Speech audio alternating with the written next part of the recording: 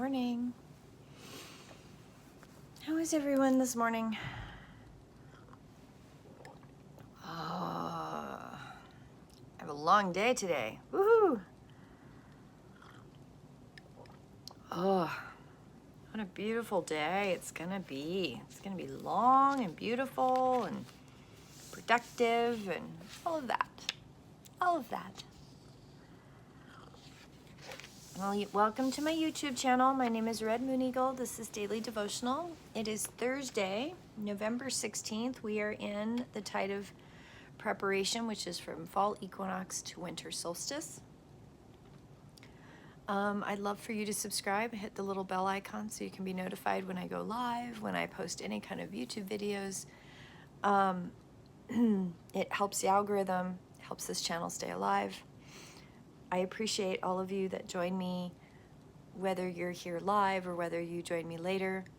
I am always welcome to comments, any kind of discussion. I love to engage with people on topics of all kinds.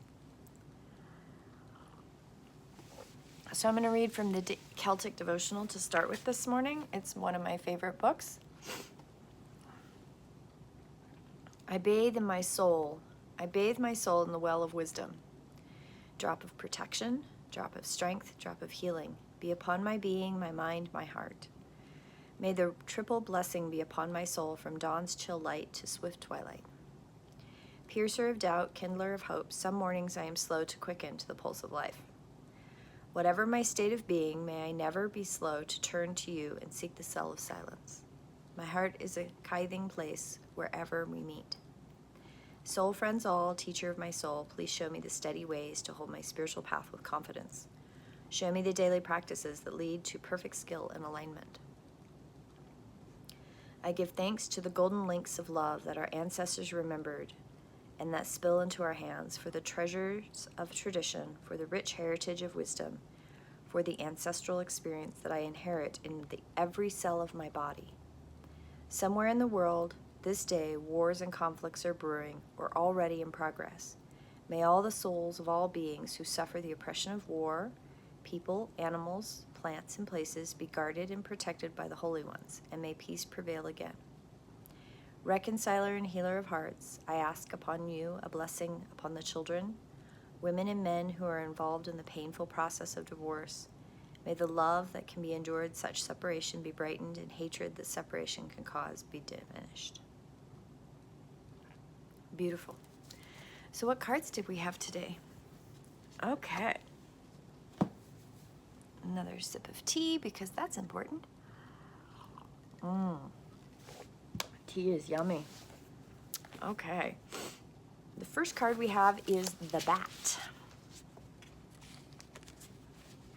The Bat. Darkness, letting go, death leading to rebirth. Before emerging, the bat waits for the sun to set and the moon to rise. In the darkness, it can see all that is invisible in the daylight hours. The bat is the master of the subtle senses, of the underlying forces that cause some things to prosper and others to fade. The bat card shows up to signify the ending of a chapter, the closing of a door. The bat comes swiftly, encouraging us to move on. In just a few hours, a new day will dawn. No more lingering in the past. When in balance, accept, adapt, and adjust. When out of balance, refuses to let go, reminisces, to bring into balance. Watch the sunrise. Well, I get to watch the sunrise every day because I'm up so early. No, that's beautiful. I love that. It was another one of those cards that I pulled and then the book just kind of opened. I asked her, are you okay, girl? I think she ate too fast. She gets very enthusiastic about breakfast. Are you okay? Oh. You okay? She's like, no, Mom, I'm not okay. I know, I'm sorry. It's a dumb human thing to do, to ask you that. I apologize. I just want you to be okay. Have you figured it out? Okay. You're better? Well, she's okay better. She eats too fast. Okay. The next card is 33, Ascendancy Capacity. Challenges in your life are means to a greater end, catalyzing your readiness for an increased flow of grace and refining your ability to handle higher levels of spiritual electricity and responsibility.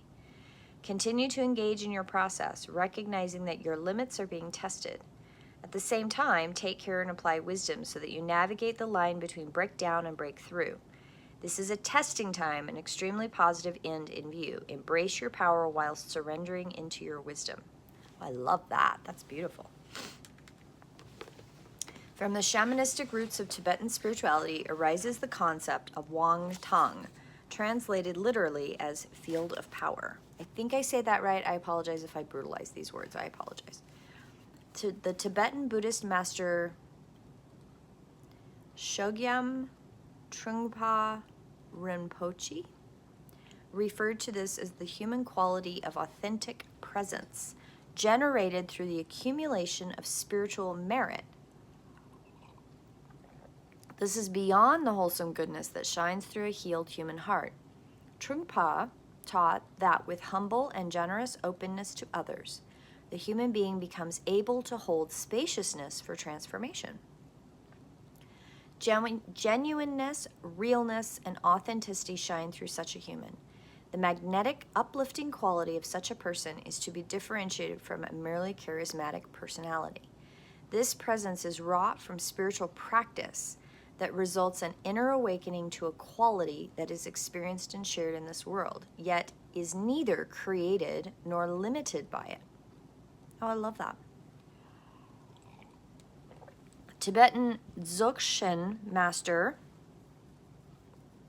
I don't know what that word is, Chigoyal Namkar Nobu Rinpoche, I really apologize, defined Wang Tang as ascendancy capacity. In his teaching, Rinpoche referred to the capacity of the student as being extremely relevant to the success of the teaching. Ascendancy capacity describes why two people can access the same spiritual teachings, and one may be able to utilize those teachings for profound transformation, and another will wonder what all the fuss is about and go in search of something else.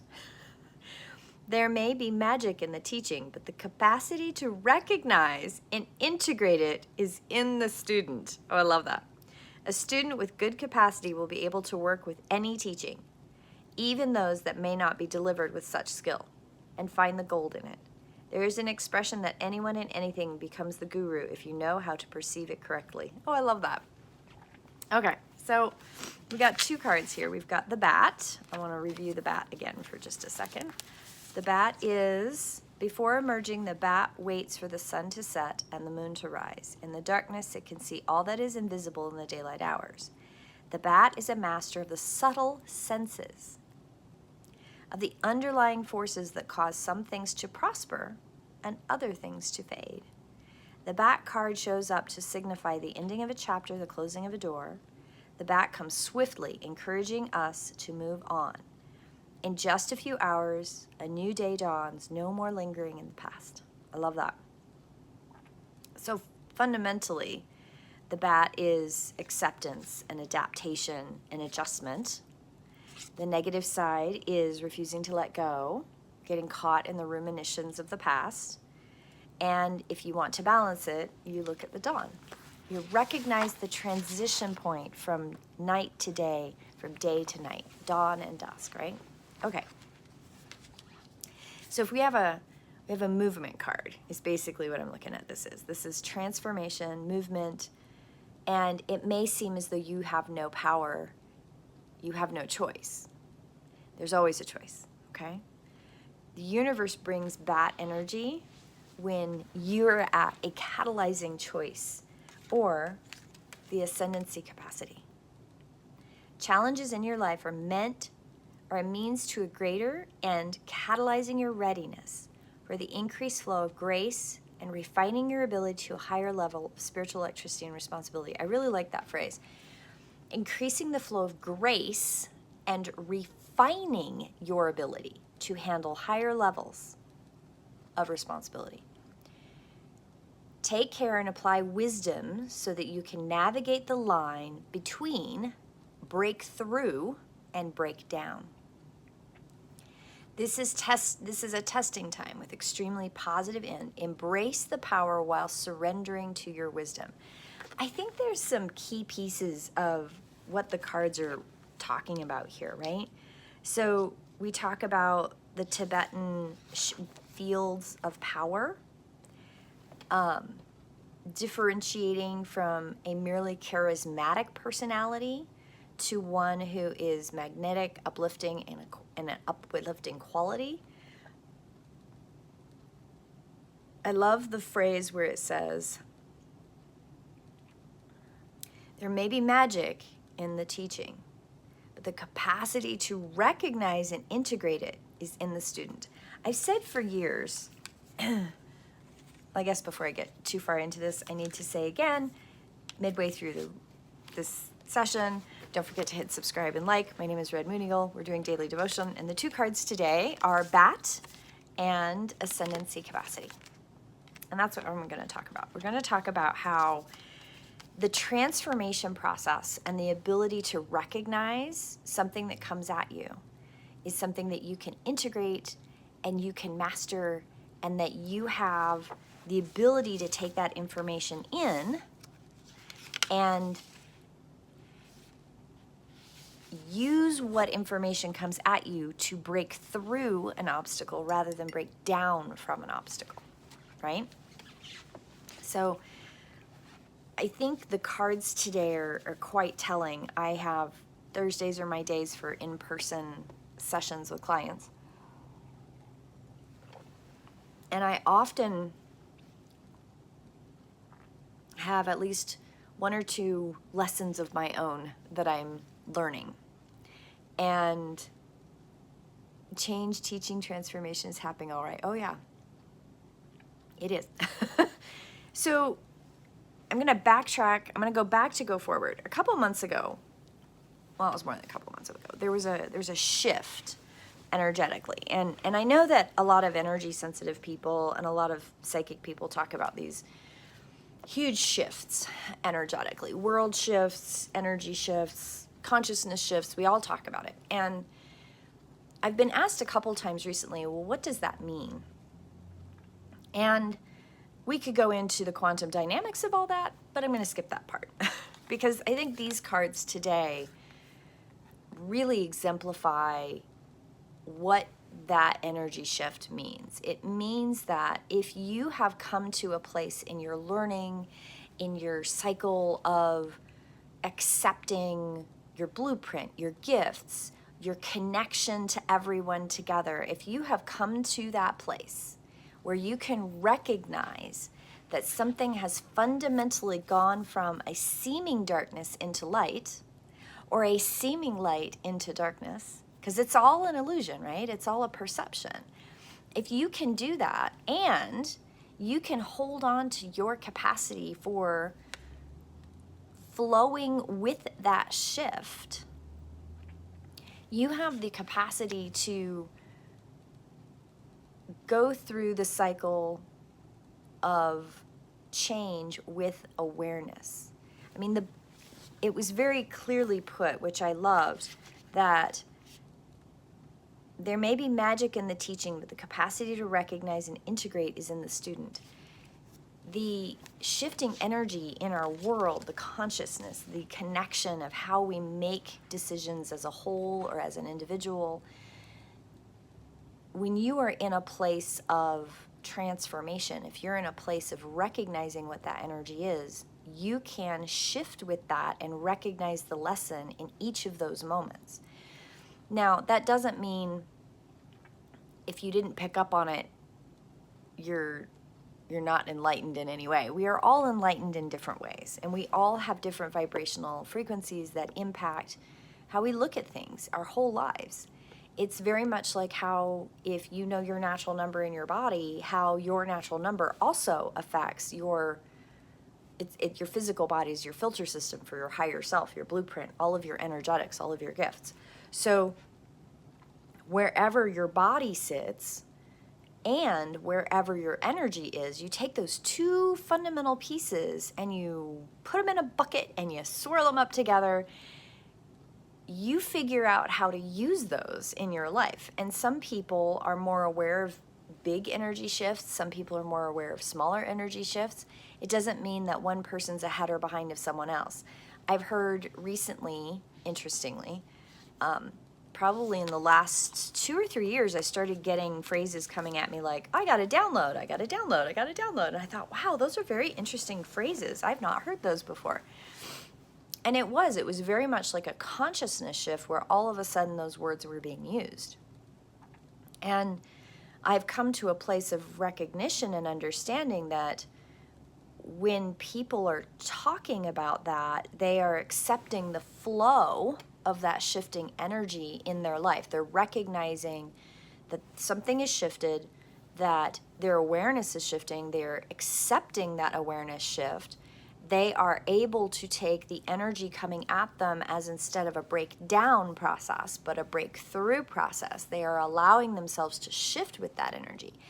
That was not something that was anything I ever heard of more than 2 years ago. I never heard that, and I saw clients all the time. So there is a really interesting consciousness shift, even in the last couple months, where people are starting to recognize that, one, shifting and growing and transforming, you don't have to do it alone. And there are a lot of opportunities of people that you can grow with, that we do need community. We can't do it alone. I mean, I say that, and I am also very aware that you're the only one in your meat suit. I'm the only one in my meat suit. So, like, ultimately we are alone, but ultimately we are not alone because we are all part of each other. So there is this togetherness, separateness dichotomy that people are working through. And they are also very much aware that the way our political system and our legal system and the systems, okay, and I use that word in quotation marks, the systems that surround us are flawed in ways that inhibit the ability for us to trust each other, to connect with each other authentically, to be with each other authentically, and to trust each other. The systems themselves are not set up to reinforce that. And we have a lot more power and we have a lot more say in how that should look. And at the same time, we are living in a time and a place where we are inundated by modern media. We are inundated by violence in movies.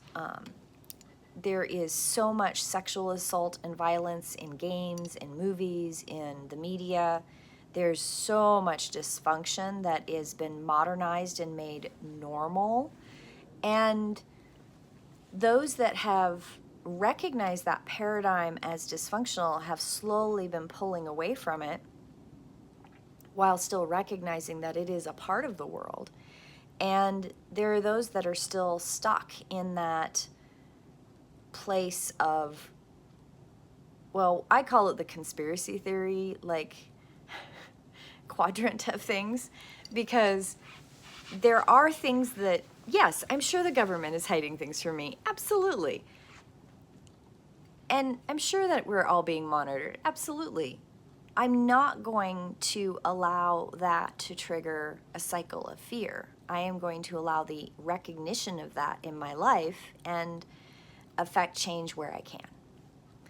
And the more people that come together that recognize the things that are broken and come together in a way that critical thinking and critical processing are applied to those problems, the better. You know, something my dad reinforced with me for years and years and years when I was growing up that I will forever be blessed, is that he pointed out that the emotional hook that people use to advertise with is the least reliable gauge of whether or not something is true or not. And I say that because I know that my father is very much an empath. And we didn't talk about it in those terms, but I do recognize that even he recognized the emotional hook of something is not reliable. You have to be able to critically think your way through what somebody is trying to convince you of. And in the spiritual community, I've said for years, I'm probably the most skeptical spiritualist you'll ever meet. I question everything. And I question because I want to know and understand from a perspective that is grounded, that is real in this dimension, even though I'm very aware of the multidimensional connection that we all have when we open that piece up. And we still have to be able to function with each other. So there is a balance. There's a balance of standing in the world and functioning with the world in this 3D meat suit that we walk around in. And there is that quantum connection, that emotional, that spiritual, that awareness of that 4th, 5th, 6th, 7th, whatever dimensions you want to think about or talk about or explore. And there are people who use psychology and manipulation through emotions to hook you in to an idea. And 99% of the time, it's fear-based. And so when somebody comes at me with these fear-based consciousness type perspectives, I really pull back and I go, okay, I understand where the fear is. I get that. Now, let's look at it from a different perspective. Let's look at it from all the different angles, because looking at things from multiple different angles helps us release the fear of whatever it is that hooked us and lets us critically think about those processes. Yeah, I'm foo-foo and woo-woo. I pull oracle cards every single day. I do daily devotions. I talk about connecting to the seasons and the earth, and I am a woo-woo person. And in that sentence, I can also recognize that there is something about learning how to critically think and learning how to look at things from multiple perspectives and not buy into fear. I don't want to borrow somebody else's fear. I don't want to borrow somebody else's light. I want us all to shine without the fear. I kind of went sideways, I think, on that topic. I apologize. It's where it took me. Have a beautiful day, my friends. I think the summary today is very much on the bat is the card that shows us how to look at the potentialities of transformation. It's a flowing card, it's movement, it's always going forward, being able to see the possibilities in the light and in the dark, and let go of the fear. And then this card is ascendancy capacity. It is about the capacity to learn from situations, grow from things, being able to see the transformational energy, and understanding that when things are coming at you, it's always an opportunity to take it in, find where it fits, and if it doesn't fit, it's okay. You can move on. And that's a beautiful thing. We have a beautiful thing here called choice. Have a beautiful day, my friends, and I will see you in prayer tomorrow. Blessed be.